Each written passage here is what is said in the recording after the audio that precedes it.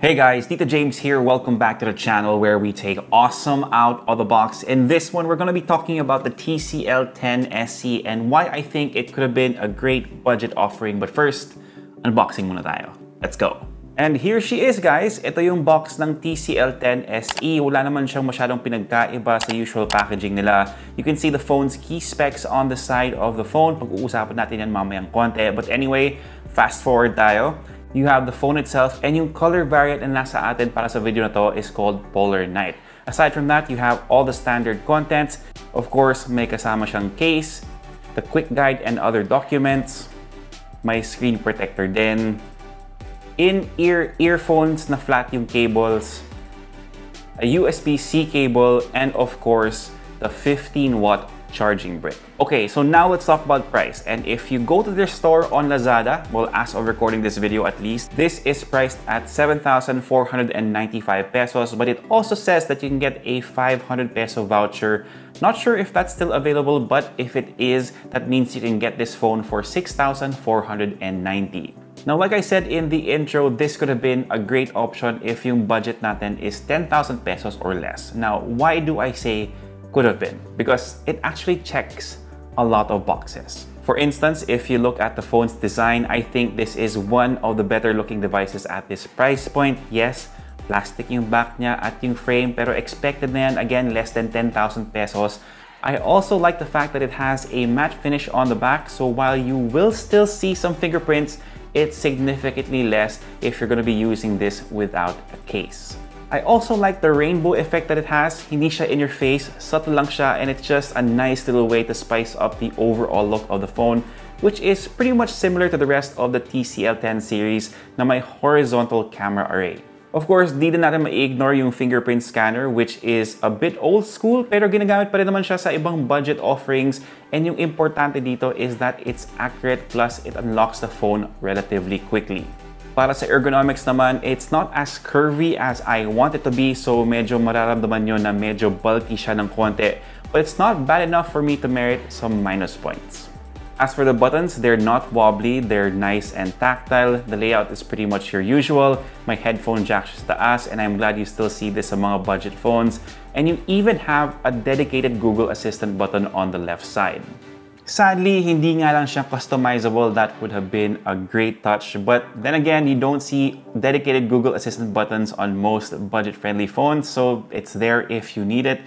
Now anyway, let's move on to the screen, which is a specialty for TCL. So the 10 SE has a 6.52-inch HD Plus V-notch LCD display. And since TCL Phone to, of course, you have their next vision technology to enhance visuals. If you haven't seen this already, medyo boosted ng konti yung saturation and yung sharpness niya. So it does make a difference. Basically, TCL used their know-how from primarily being known as a TV brand to make their smartphones arguably better. But of course, if you're not a fan of the enhancements, you can always turn it off in the display settings. So since na-mention rin natin yung notch, pag-usapan natin yung mga cameras ng phone na to.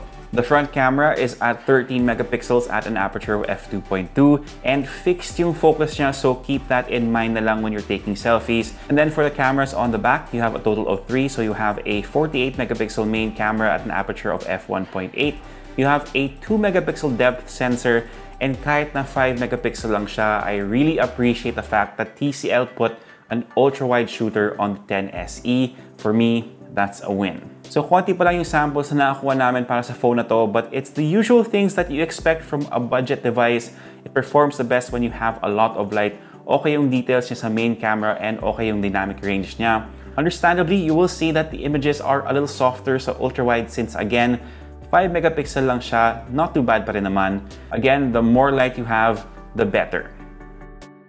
Okay, so let's move on to the real reason why I think this could have been a solid option, and that's because of the internals, and I really think that's what holds back the TCL 10 SE. And it's because medyo dated na yung processor na gamit nila dito, which is the MediaTek Helio P22, which is paired with 4GB of RAM and 128GB of storage, running off a 4,000 mAh battery that supports 15-watt charging. Now, to be fair to the P22, it can still run the basic apps, Facebook, Instagram, TikTok, and YouTube quite well. And I was able to play some Wild Rift using this device, pero nakasagad yung graphics niya, And if you want to enable 60F, you're only averaging about 48 frames per second according to the in-game counter. Now, the biggest thing here is the fact that the TCL 10 SE is going up against some really heavy hitters. There's phones from Tecno, Infinix, Realme, Poco, and Xiaomi, some of which have 5G ready smartphones below 10,000 pesos. And ultimately, that's why I think the TCL 10 SE could have been a really good option if it had a more up-to-date processor. Because again, it ticks a lot of boxes for a phone in this price range.